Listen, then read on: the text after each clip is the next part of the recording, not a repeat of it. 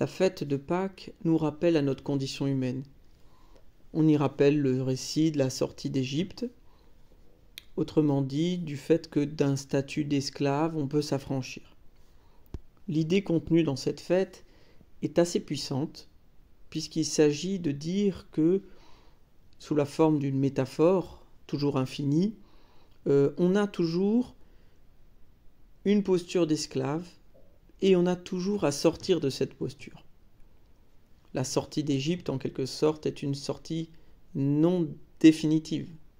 C'est une sortie qui n'en finit pas. C'est un déplacement permanent qui oblige chacun à s'arracher à un état pour aller vers un autre. Et c'est aussi un détachement collectif, puisque lorsque l'on change un élément dans l'ensemble, c'est tout l'ensemble qui change de sens. C'est vrai aussi dans la syntaxe, dans la ponctuation, qui permet de changer le sens d'une phrase en déplaçant un seul petit élément. Alors l'humain est un être, au regard de ça, assez intranquille, qui va toujours vers ailleurs. Il ne va pas vers, et ça c'est un topos très très répandu, qui va vers sa perte, vers une catastrophe. Non, l'humain va parfois, c'est vrai, vers sa perte, mais on ne peut pas considérer la perte, comme l'avancent certains finalistes, c'est-à-dire comme certains fétichistes de la finalité, qui ont des yeux que pour l'obsession du moment où ça va s'arrêter. Ils sont donc obsédés par l'idée de la fin. Non, l'humain est plutôt intranquille parce qu'il va ailleurs. Et c'est peut-être plus dur encore à vivre que de savoir que l'on va à sa perte, parce que l'ailleurs, on ne sait pas ce que c'est. Parce que l'ailleurs, c'est aussi déjà se retirer de là où on en est maintenant. Et donc c'est un deuil à la fois permanent et un investissement, toujours d'une autre position. Et dans ces cas-là, évidemment, qu'est-ce qui surgit ? Le plus souvent, les gens le disent régulièrement, ils ont peur. La peur, c'est une peur de se démettre. Et on sent toujours, vis-à-vis d'une véritable sortie, une impuissance. Et je pense qu'il est important que ce soit le cas. De la même façon que, c'est Lacan qui annonce ça, l'angoisse est signe du désir. On pourrait dire l'impuissance est signe d'une sortie. Parler donc de la sortie, c'est aussi admettre que tout de suite on entendra l'impossibilité de sortir. Ce sera ça qui va revenir immédiatement. Pour autant, il nous faut continuer d'en parler, puisque c'est nourrissant. Et à Pâques, justement, ce qui est comestible, c'est peut-être moins l'agneau ou le chocolat que cette nouvelle, que l'esclave est libre, que l'esclave est libre de s'affranchir. C'est une drôle de liberté. Donc, il s'agit moins de célébrer une liberté, disons, acquise, comme on rayonnerait en dansant, en disant « on est sorti », mais plutôt de la possibilité de se dire « on est dans notre condition, dans un devenir, c'est-à-dire dans une sortie à devenir. L'homme est à sortir, et non sorti, que ce soit d'Égypte ou d'ailleurs, puisque il revient sans cesse à une position égyptienne, si l'on veut, pour la requitter autrement.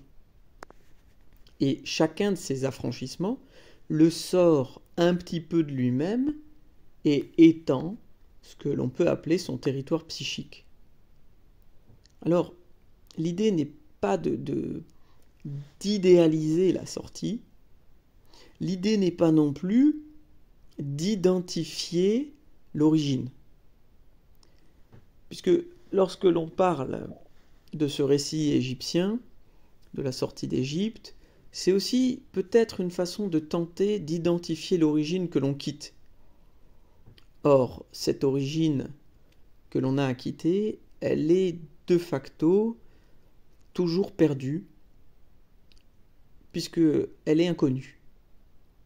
Tenter de mettre un terme sur l'origine, je pense que c'est une manière de s'aider peut-être à se mentaliser la sortie, mais ça ne désigne pas ce qui est à quitter.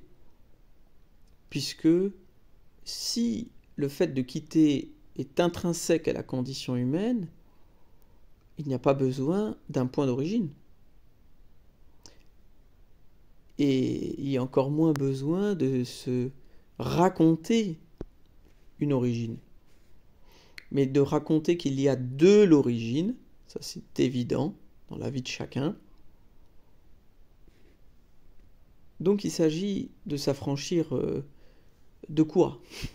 C'est la question que, évidemment, chacun pourra se poser, par exemple, à la suite de ça, mais on pourrait dire à la fois de tout et de rien. Que s'affranchir est un geste suffisant qui emporte parfois un déterminant, puisqu'on peut quitter un pays, on peut quitter une famille, on peut quitter une femme, on peut quitter un travail. Donc, peu importe ce que l'on rêve comme origine à saisir, il s'agit avant tout de la quitter, de rompre avec elle pour... Et c'est là qu'il y a une chose très freudienne dans tout ce processus, grâce à ce que nous a apporté Freud sur sa conception du temps, à savoir l'après-coup, nachträglich, puisqu'on quitte quelque chose, et c'est au moment où on la quitte qu'on la connaît, qu'on la retrouve. Alors, ça pourrait être totalement contre-intuitif, notamment dans une époque identitaire et fixiste, où l'on veut déterminer les choses à l'avance et au moment présent. Or, il est possible que nous ne les connaissions qu'après coup. Eh bien, tant pis, quelque part. Tant pis pour l'époque.